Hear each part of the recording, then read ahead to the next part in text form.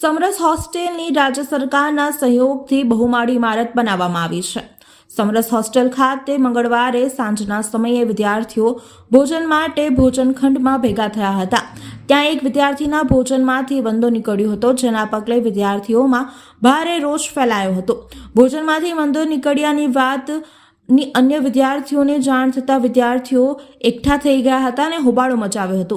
નારાજ વિદ્યાર્થીઓએ ભોજન પૂરું પાડતા કોન્ટ્રાક્ટરની નફાખોરીની વૃત્તિ સામે નારાજગી ઠાલવી હતી। બીજી બાજુ આ વાતની જાણ અન્ય વિદ્યાર્થીઓને થતાં તેઓ પણ એકત્રિત થઈ ગયા હતા અને વિરોધ પ્રદર્શનમાં જોડાયા હતા। વિદ્યાર્થીઓનો રોષ પારખી સત્તાધીશો પણ દોડી આવ્યા હતા અને વિદ્યાર્થીઓનો રોષ ઠાળે પાડવાના પ્રયત્નો કર્યા હતા। બંધો નીકળતા વિદ્યાર્થીઓએ આરોગ્ય સાથે ચેડા થતા હોવાની ફરિયાદ કરી હતી। સર, સૌથી પહેલાં વાત કરવામાં આવે તો અહીંયા આશરે 400 થી 500 સ્ટુડન્ટ રહે છે।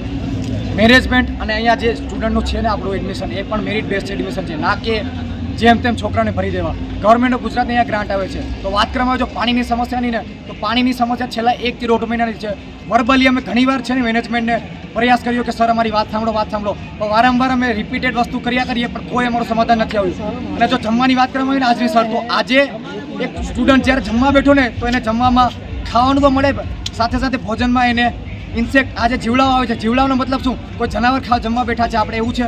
તો જમવાનું આ પેલો પણ નથી આપણે કેસ કે અહીંયા છોકરાને જમવામાં પડતું, છોકરાને વારંવાર પાણી મળે છે, કોઈ ક્વોલિટી નથી મળતી જમવામાં। આમાં પણ અમે રજૂઆત કરી છે કે અમારે ક્વોન્ટિટીની કોઈ જરૂર નથી, અમને ક્વોલિટી આપવામાં આવે તો સૌથી સારામાં સારું, પણ ક્વોલિટીમાં પણ છોકરાને સમજોતો કરવો પડે છે, પાણીમાં કોમ્પ્રોમાઇઝ કરવો પડે છે। હાઇજેનિક જમવાનું નથી મળતું પાણી હાઇજેનિક। છેલ્લા 4 વર્ષથી હું અહીંયા ભણું છું। જ્યારે હું અહીંયા ભણતો તો પહેલાં લાસ્ટ 2 વર્ષની વાત કરીએ તો આપણે આરઓનો વોટર અહીંયા છોકરાને પાણી પીવા માટે મળતું, પણ હવે મેસમાં છે ને એ પાણી મળે છે। છોકરાનું આરોગ્યનો સવાલ શું?